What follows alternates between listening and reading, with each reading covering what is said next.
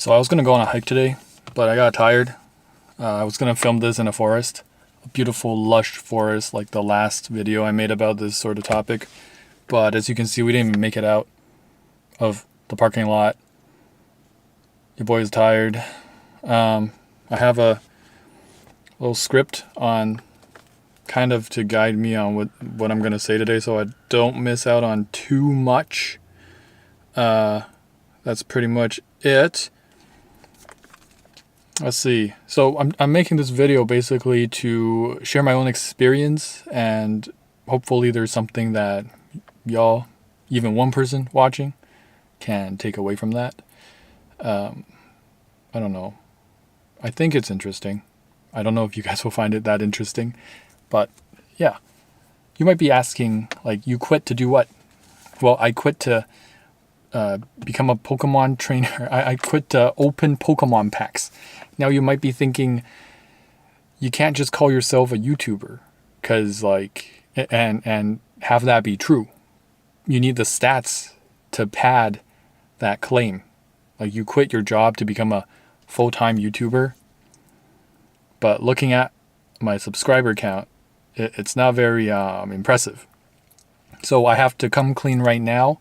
If you didn't come from my last video about this topic, I actually have been a full-time YouTuber since 2021, and I started in 2017.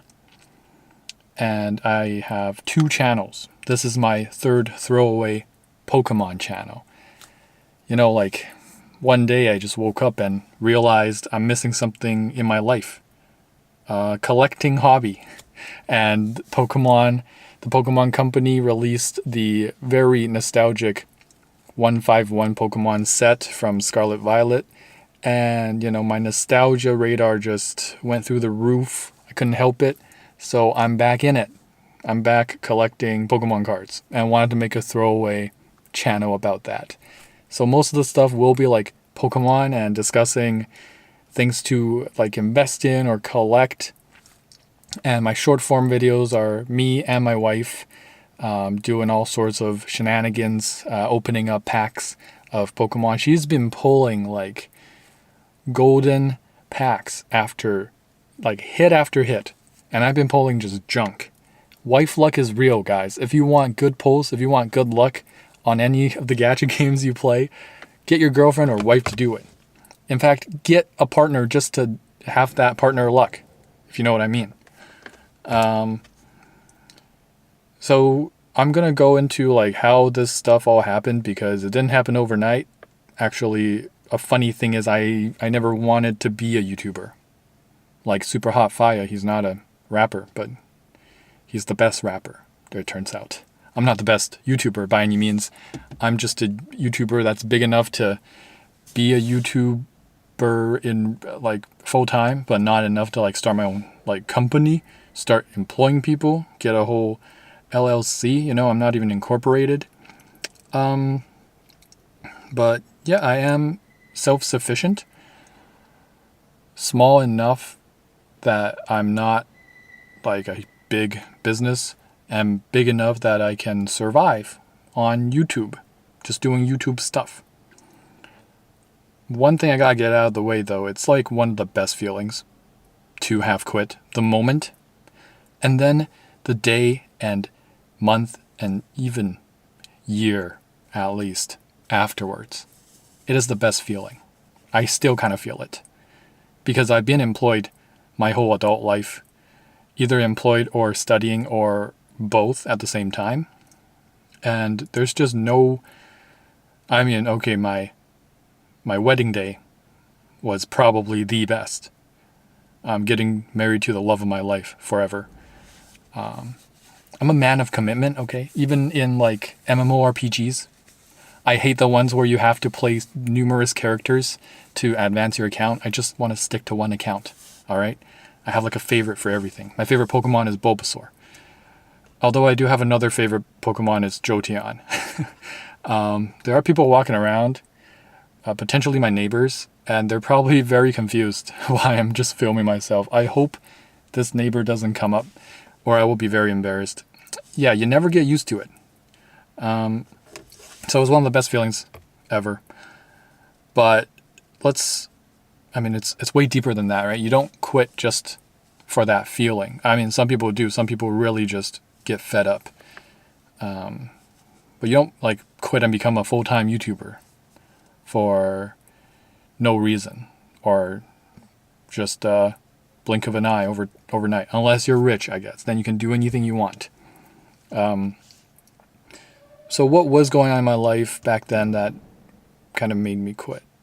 Like I said, I never intended to be a full-time YouTuber. I always thought I would just be employed with an okay job, okay to mid-tier. I don't know. I chose the environmental stream of things, and you don't go into that expecting to earn a lot. There are some more profitable streams in that career path, more profitable than others, but I'm not a super competitive guy to begin with, so I never saw myself like competing to get those higher ranks. So that wasn't really in the realm of possibility. So I started in 2017, my first channel. I just wanted to share the hobby with the world. It's a fish tank channel, as you might have heard, or might know me by.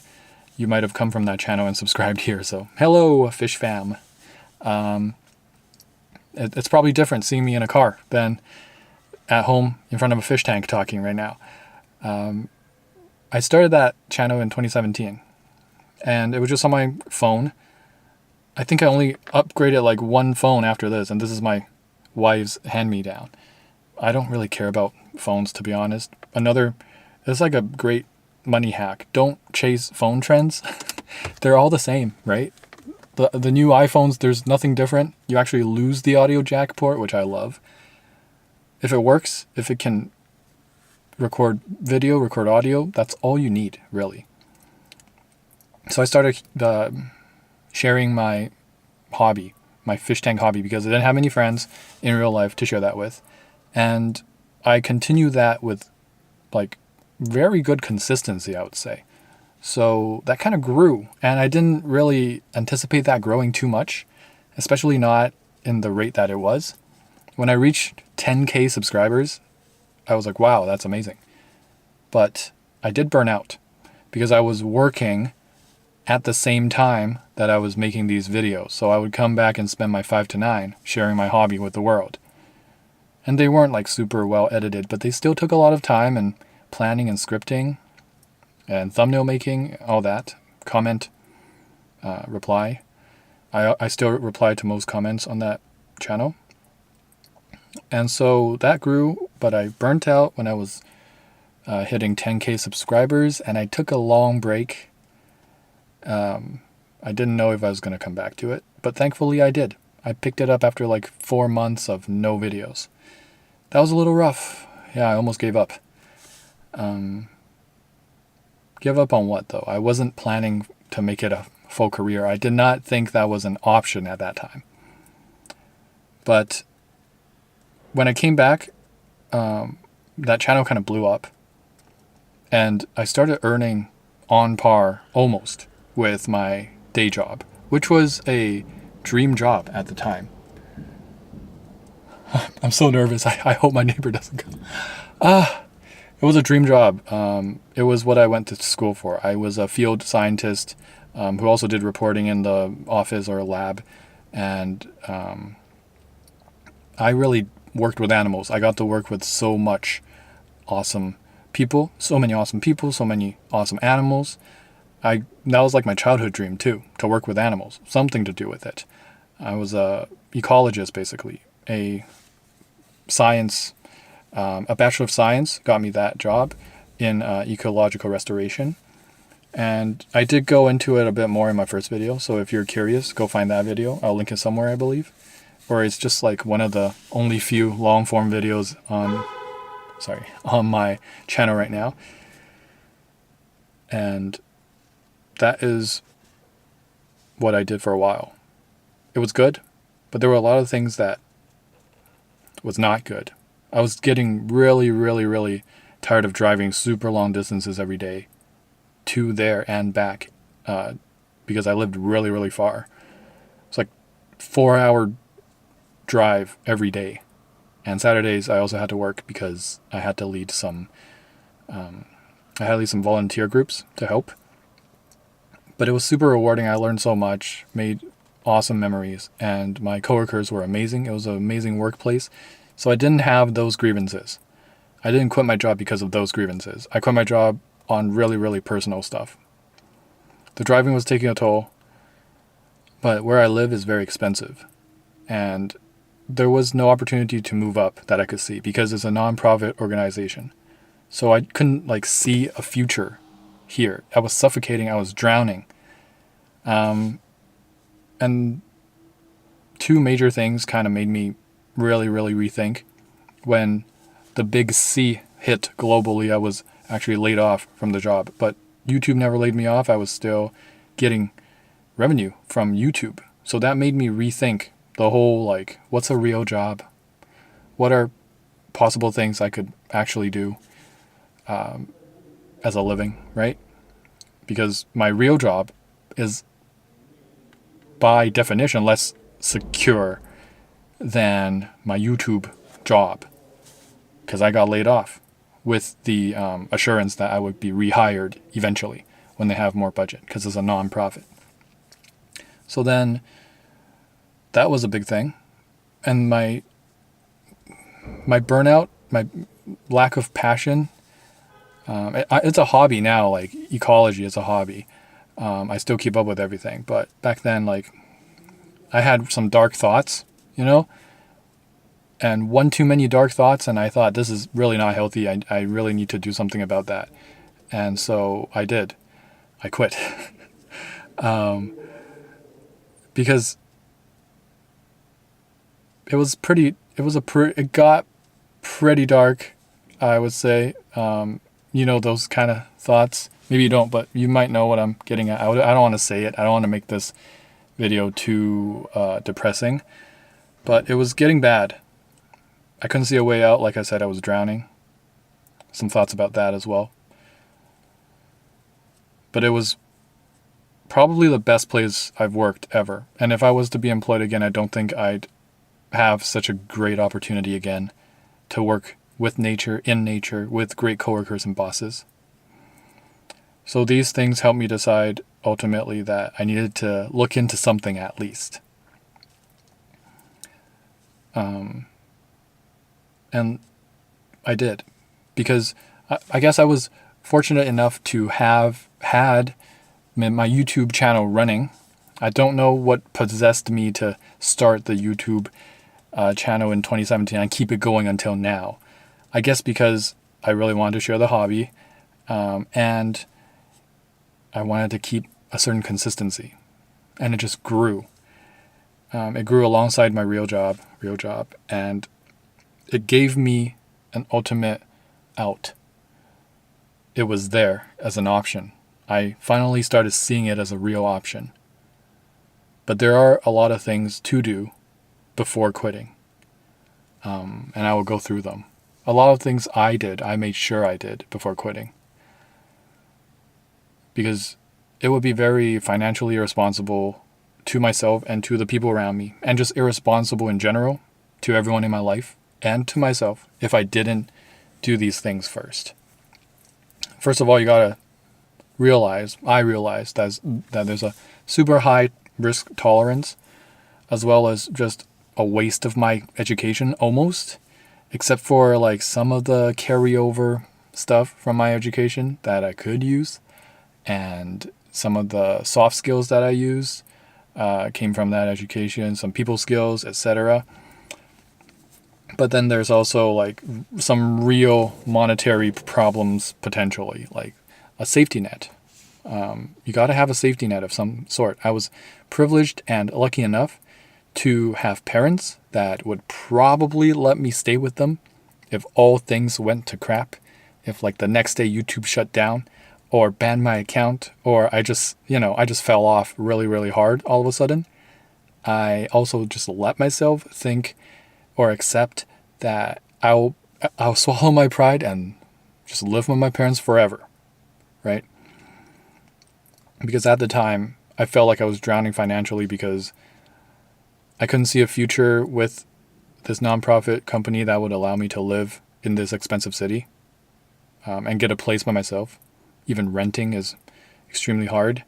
So if I wanted to, and it's physically demanding, right? I don't want to be doing that when I'm 50. I will get all sorts of ailments at that age and still be living with my parents. So other than having that safety net and accepting that worst case scenario is you got to live with your parents, potentially, there's also just financial ruin, right? So I had a safety net financially of some money saved up.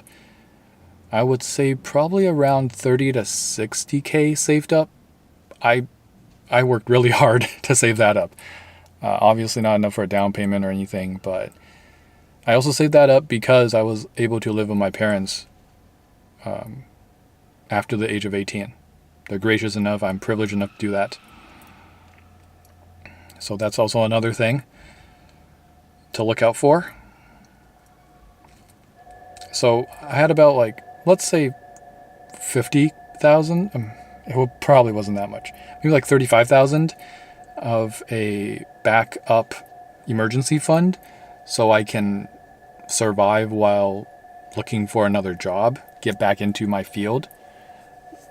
I was prepared to do that. Like, if YouTube goes to crap, I gotta, start doing the same thing or get back into my field, my career, the one I began with. And that is very important to have those kind of safety nets set up before you quit, not after you quit. Don't look into it after. I really made sure, like, nothing the worst case scenario, I don't end up on the streets. That's kind of something I think is extremely important in making this decision. And the other things that are just equally as important, all the relationships that you have, you don't want to put that, it's obviously going to ruffle feathers, but you don't want to break all your relationships. I was dating my then girlfriend, now wife. At the time, we were talking about marriage. We were talking about getting a place. It was a crazy time to quit my job because it meant extreme financial instability. And my now wife, even back then, she was very, very secure of a person, especially financially. She did not want any red flags or uncertainties. She has a very stable job now, one of the most stable jobs out there, with great benefits and great pension and everything. So really good for her. I'm super, super proud of her. She's someone I look up to. So someone I look up to, and someone who's highly intelligent. I needed her advice, and I needed to know what she thought about this. And at first she was not okay with it. But after a while, I think she understood that I had to do this for myself. My boss as well. She didn't want me to quit. She even offered, for me to go on some mental health leave, which was so nice of her. She's been gracious this whole time, giving me so many great opportunities. Employing me full-time was a thing. Even being employed full-time in my career path is kind of a challenge sometimes. There's a lot of contract positions and seasonal positions, but being employed full-time in my position back then, yeah, a dream come true. So I owe a lot to her. She gave me an amazing employed experience, and she just wants the best for her employees. So that was an amazing boss. I don't think I'll ever find a better one if I was to come back as an employed person. And then my parents, they were surprisingly understanding, although at first they were pretty shocked to hear that I would even consider this, and extremely worried. They're Asian parents, I already went in the field pursuing environmental science. I actually was in business school at first, but I really didn't think that's where I belonged. I got in, which is a good sign, but I don't think I would have enjoyed that life for myself. Yeah, there's a lot of like personal decision making that you have to like know yourself. At what point is it like you're doing something, you're living for another person versus yourself, and how much you prioritize living for yourself versus other people, making people happy. It's your own life. It's my own life at the end of the day, right? And a lot of people, especially, I'm not saying like demographic, but like Asian parents, Chinese parents, they create children who want what they want for them. And that's how they find their happiness. And I am glad that I broke out of that mentality. There are a lot of people stuck in it. And sometimes there's really nothing wrong with it, I would say, unless it becomes obsessive and abusive. But to each their own, I think I'll leave it at that. And then my friends, like, what are my friends going to think? What's my personal image going to be? I struggle with that. That was much more of a personal issue, like, because you don't really hear it from your friends, but you know, like, maybe they're judging you or something, or you assume they're doing it, even if they're not, which is totally a personal issue, right? So those are some difficult things, and I think it all, like, gathered and climaxed, and then, boom, I actually went through with the decision, and everything just fell in place. All the dust settled after the explosion. Because at the end of the day, after everything has been said and done, like I said, I needed to do this for myself. And I saw no future. I was literally drowning. I felt like I was drowning. Not literally, but like mentally, emotionally, I felt I was drowning. And I was no longer drowning. It was just like that. The moment I quit. I can't express the feeling enough. It's a powerful feeling. So this is very risky, obviously, and I don't necessarily recommend it for anyone. I don't recommend becoming a full-time YouTuber like I did to anyone. I, however, do recommend YouTube, social media, this kind of stuff for everyone to do. The difference is not full-time. The difference is do it as a hobby. Life is, at least for me, very interesting because it follows the cliche where, like, if you're not chasing it, if you're not looking for it all the time, it comes to you. And if you're looking too hard, you're chasing too hard, it stays elusive, whatever it is. That cliche is true to a lot of parts of my life. And it might be for you as well. It's a cliche for a reason, right? So I don't recommend full-time, but I do recommend everyone start one. Because it is very low level of entry and investment. Everyone has a phone, and you probably have a better phone than I do all the time. I probably have, like, consistently the least good phone. This is an S10, Galaxy S10. And I did my first channel with a OnePlus One phone from OnePlus. Great phone, but, like, very outdated, both phones. Galaxy S10, guys. I still use this to, like, film a lot of my stuff. My food channel. A lot of food channel. Up until recently. Pretty cheap camera. The Sony Z1. I should upgrade that, but that's, I guess, for another video, maybe equipment video. It is for everyone that wants to do it. If you want to do it, do it. It's not for everyone in the sense where, like, I can recommend it to you, but you might not want to be on social media. You might want to have a more private life. You might not want to share your stuff. You might find no interest in film making or video making or editing or talking in front of a camera, talking at all, showing anything of your life. You want to keep that private.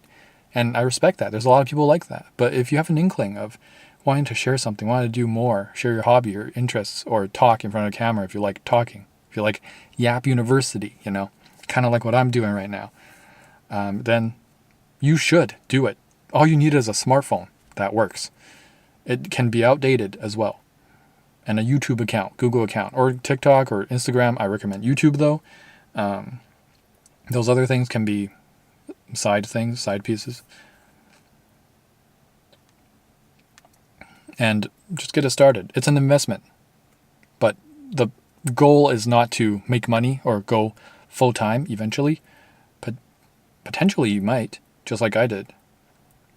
So I stumbled upon what I would recommend other people, like how it happened to me. I never thought I would be a YouTuber. I never wanted to be. And that, I think, might be the great mindset, the mindset to go for if you want to, not if you want to, but just start something and go from there. And don't expect too much. And one day, who knows? Maybe it'll become more of a, at least like, side hustle or something like that. Something, especially if you find the passion for it. I will say, please do it. I recommend this to all my friends.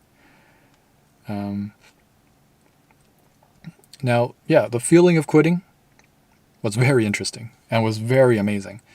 And the first day, the morning after I quit, I woke up without an alarm.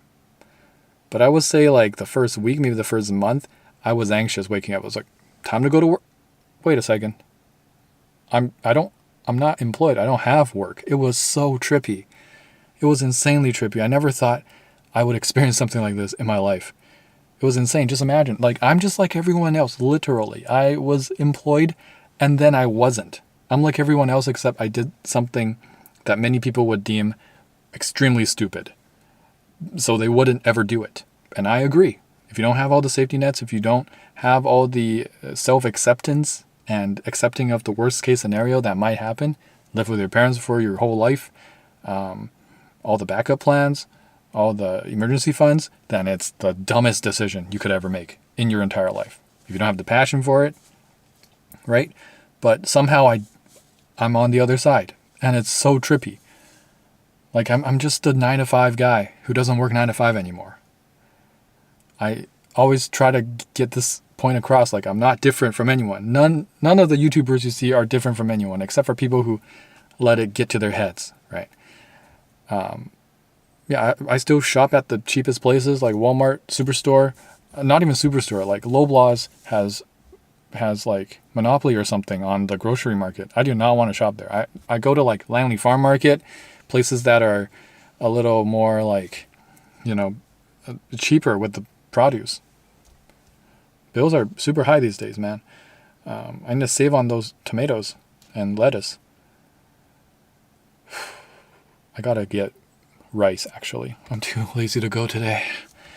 Maybe tomorrow. Costco run tomorrow. Costco's expensive too, but large quantities. Wow, very off topic. So months turned into, I guess, a few years now. There was so much flexibility at first, I didn't know what to do with myself. It was like university all over again. If you don't stay on top of it yourself, you don't stay on top of it at all. There's no teacher telling you to do something. There's no employer.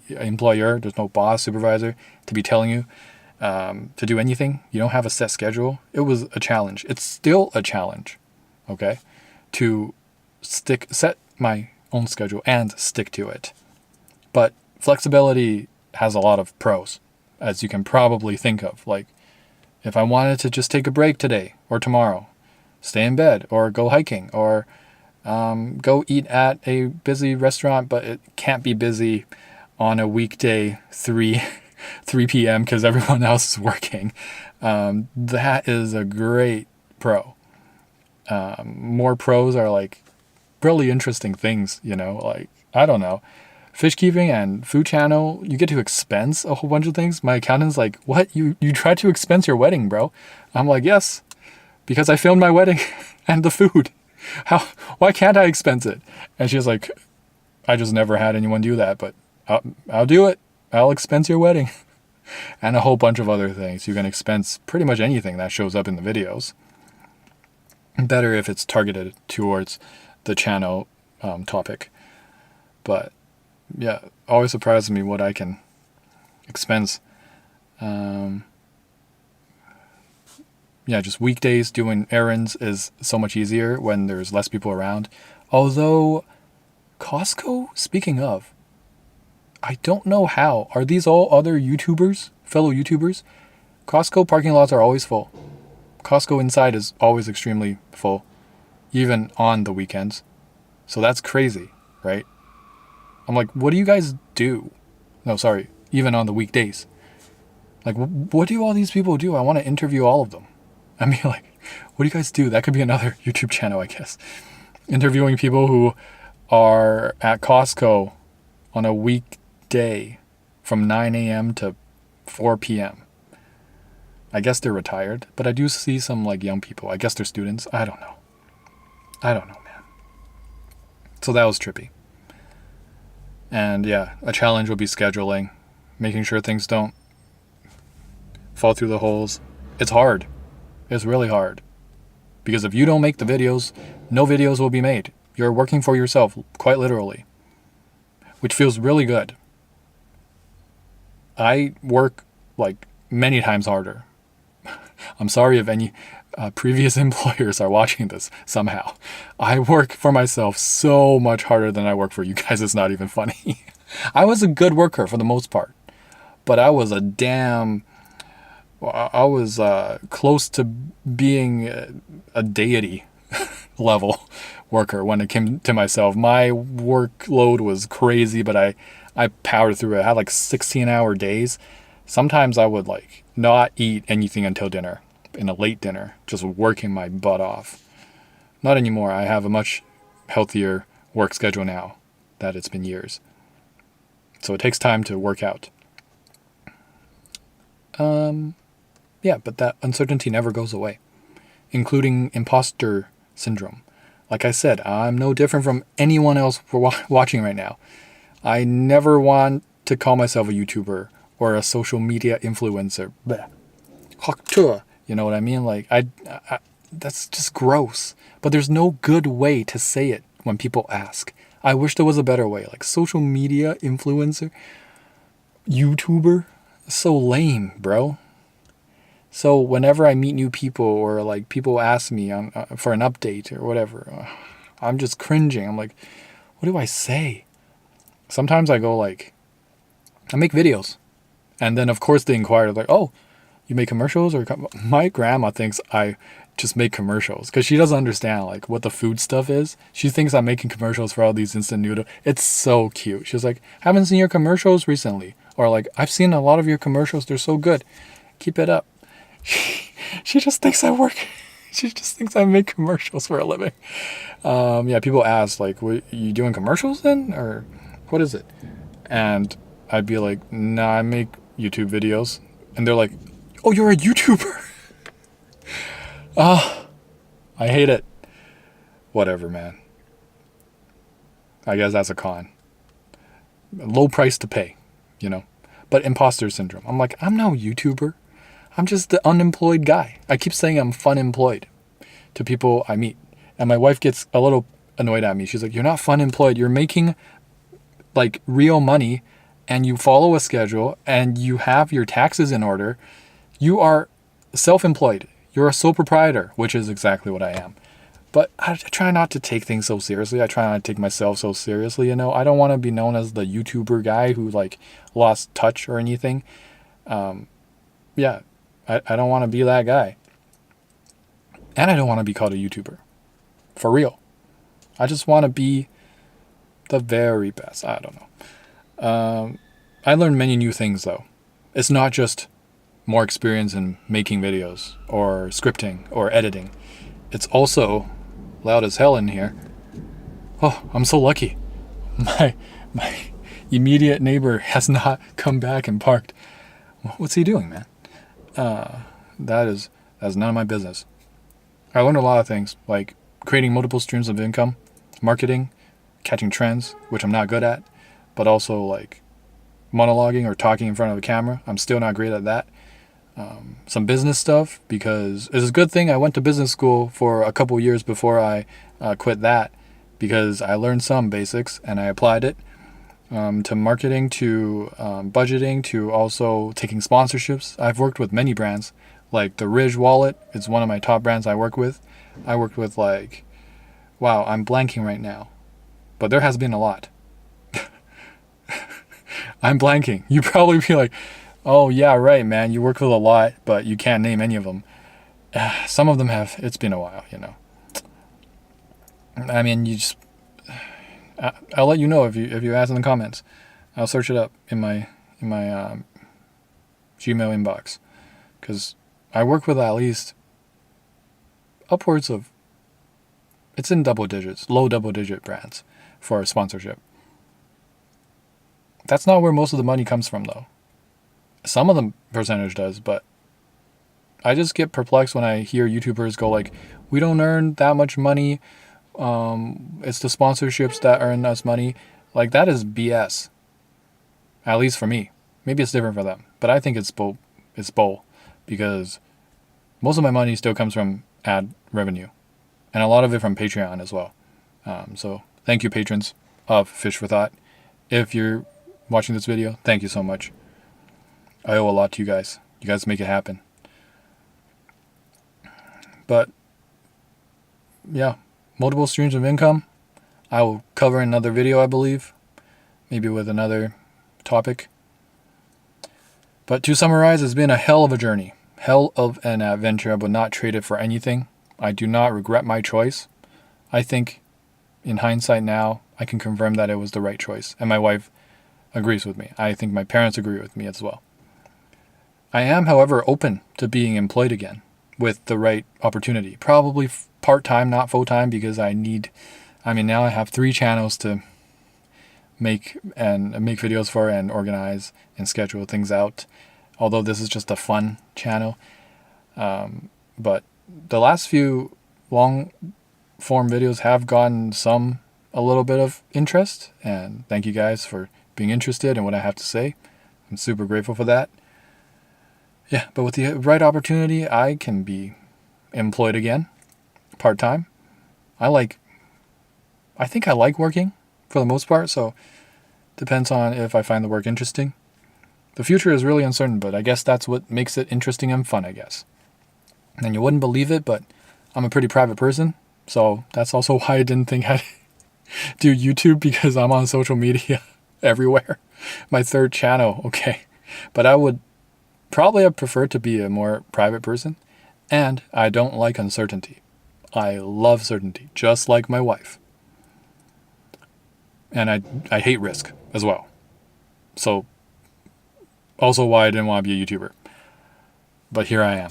So I'm being forced to have fun with this life I was given, to keep things interesting. And I hope this has helped you, I don't know, clear your mind or give you more things to think of. I hope it helped in some way. Or it's been interesting at least. If you have any questions, additional questions, you can ask in the comment below. I'll get back to you for sure. If you got a question, I'm going to answer it. All right? If it's not a dumb question. There are no dumb questions, but sometimes there's like troll questions. But yeah, I will see you in the comments below. Thank you guys for watching. I'm going to keep most of this unedited, I believe. Probably no cuts at all. I'm so grateful just to be alive. Just to be able to talk to you guys. Have people listen. And I'm grateful to be helping out any one of you. Even if there's one person who takes something away from this. If you took something away, let me know if you can as well in the comments. I'm also grateful that my neighbor did not park over here and give me the side eye and judge me. Even though I think he's a cool guy. I think we could get along and become best friends as well. I have not brought that up with him. Our exchanges have been very prompt and short and quick. But if you are that neighbor and you see this video somehow, reach out to me. Want to have a barbecue with you maybe. I don't know. Get to know you. You seem like a cool, down-to-earth guy. All right. I'm going to end this video now. Peace.